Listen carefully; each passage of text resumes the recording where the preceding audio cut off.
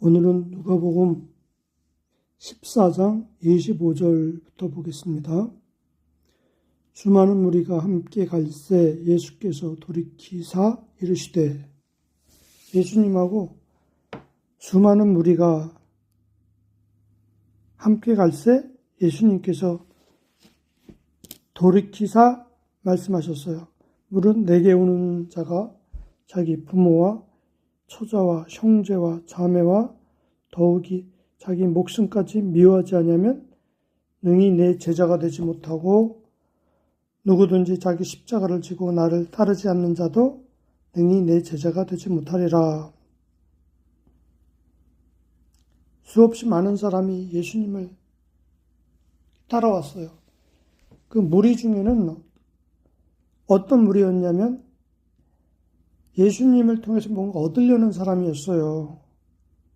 예수님을 따라다니면 병도 고치고 또 자기 소원도 이루고 천국도 갈 것이라고 생각하는 그 인간의 탐심으로 쫓는 그런 많은 무리가 있었어요. 그때 예수님께서 내게 오는 자는 부모, 처자, 형제, 자매, 더욱이 자기 목숨까지 미워하지 아니하면 내 제자가 되지 못한다는 거죠. 제자라는 것은 스승의 것을 받아서 전하는 사람이죠. 스승의 것을, 스승의 핵심을 받아가지고 그 핵심대로 전하는 사람이죠. 즉 뭐냐면 부모를 의지하는 마음, 처자를 의지하는 마음, 형제를 의지하는 마음, 또 자기를 의지하는 그 집착과 애착, 그것을 완전히 버리지 않냐면 제자가 될 수 없다는 거예요. 제자들은 예수님을 통해서 뭔가 더 얻고 더 높아지고 더 강해지고 자기 소원을 이루려고 했는데, 예수님이 따르는 큰 무리에게 이런 말씀을 딱 하신 거예요. 십자가를 지고 나를 따르지 않는 자도 내 제자가 되지 못하리라. 예수님의 엑기스를, 예수님의 생명을 받을 수 없다는 거죠. 너희 중에 누가 망대를 세우고자 할진대 자기의 가진 것이 준공하기까지 족할는지 먼저 앉아 그 비용을 계산하지 아니하겠느냐. 그렇지 않으면 기초만 쌓고 능히 이루지 못하면 보는 자가 다 비웃어 이르되 이 사람이 공사를 시작하고 능히 이루지 못하였다 하리라.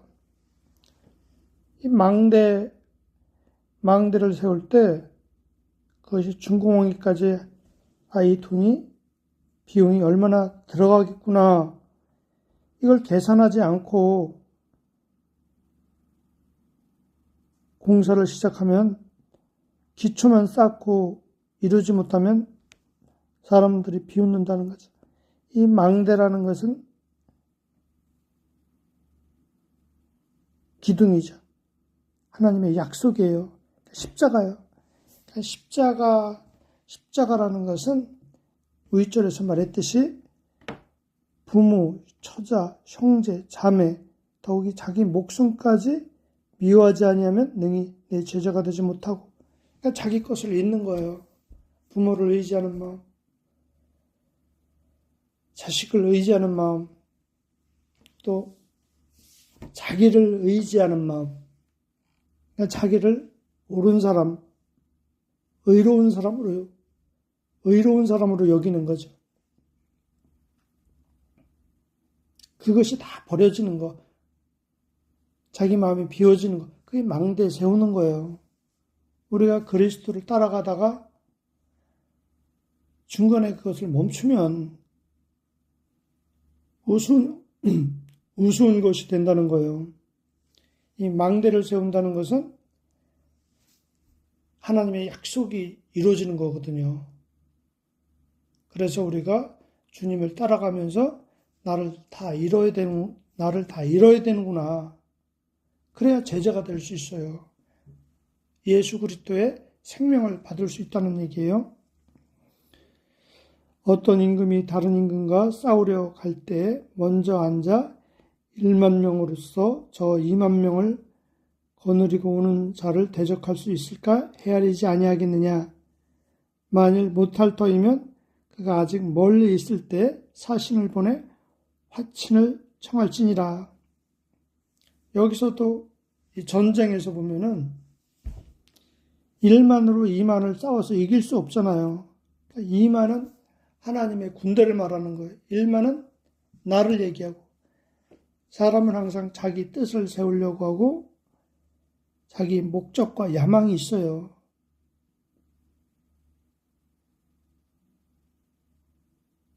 근데 하나님의 약속은 나를 무장력 해제시키는 거예요.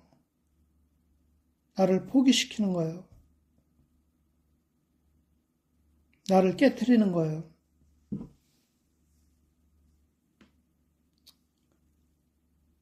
우리가 하나님의 뜻을 알고 하나님의 진리를 알게 되면 하나님 앞에 나가서 항복하는 거죠. 저는 아무것도 안 이뤘소이다. 주님 뜻대로 하소서. 전쟁에서 항복하면 모든 걸 다 뺏기잖아요. 모든 것을 다 내줘야 되잖아요. 이와 같이 우리가 하나님 앞에 모든 걸 다 내줄 때 주님의 약속이 이루어지는 거예요. 자기 부모, 처자, 형제, 자매, 더욱이 자기 목숨까지 미워하지 않으면 능히 내 제자가 되지 못하고 누구든지 자기 십자가를 지고 나를 따르지 않는 자도 능히 내 제자가 되지 못하리라. 자기 십자가를 지고 나를 따르라 그러잖아요. 그러니까 십자가를 진다는 것이 자기 죽음을 얘기하는 거죠. 자기 욕심이 죽어가는 거죠. 자기 높음이 낮아지는 거죠. 자기 오름이 깨지는 거죠. 그런 삶을 받아들이게 되는 거예요. 이와 같이 너희 중에 누구든지 자기의 모든 소유를 버리지 아니하면 능히 내 제자가 되지 못하리라.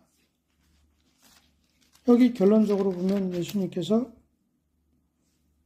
누구든지 자기 소유를 버리지 아니하면 이러잖아요. 그러니까 이 소유라는 것이 집착과 애착을 말하는 거예요.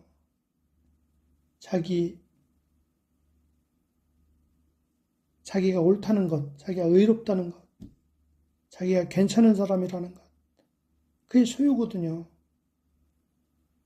자기가 높아져 있는 것,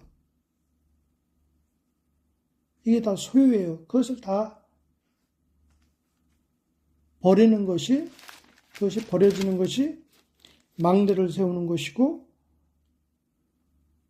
이만을 거느리고 오는 자를 대적할 수 없으니까 가서 화친을 청하는 거죠.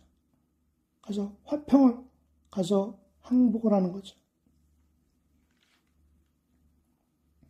소금이 좋은 것이나 소금도 만일 그 맛을 잃으면 무엇으로 짜게 하래요.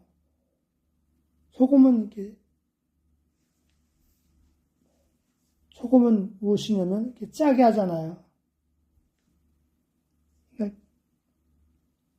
그 기존의 본성을 잃게 하잖아요. 그 빳빳하고 딱딱하고 거친 것을 짜게 해가지고 부드럽게 만들어주잖아요.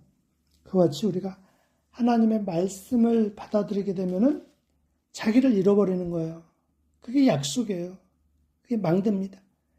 그러니까 그 십자가라는 것은 자기 것을 잃게 만드는 거예요. 그래야지만 그 안에 하나님의 것을 받을 수 있어요. 땅에도 걸음에도 쓸데없어 내버리느니라. 들을 귀 있는 자는 들을지어다. 그러니까 소금이 짜게 하지 못하면은 쓸모없다는 거죠. 하나님의 말씀은 참 좋은 거지만 그 하나님 말씀이 맛을 잃으면 소용이 없다는 거죠. 쉽게 말하면 하나님의 말씀으로서 모든 것을 잃게 한다는 거죠. 하나님의 말씀은. 근데 하나님의 말씀을 율법으로 받아들이게 되면 짜게 하는 게 아니라 오히려 자기를 높이고 자랑하게 된다는 거죠. 나는 오늘 새벽 기도도 했고 성경도 읽었고 또 봉사도 했어요 하면서 자기 본성을 잃는 게 아니라 오히려 자기를 높이게 되는 거죠. 그러니까 이렇게 말씀을 예수님께서 전하니까 세리와 죄인들이 말씀을 들으러 가까이 나오니 바리새인들과 서기관들이 수군거려 이르되 이 사람이 죄인을 영접하고 음식을 같이 먹는다 하더라. 예수님이 모든 소유를 버리지 않으면 능히 내 제자가 되지 못한다. 이렇게 말씀을 전하니까 세리와 죄인들은 말씀을 들으러 가까이 나왔어요. 예수님의 말씀을 받아들일 수 있는 사람은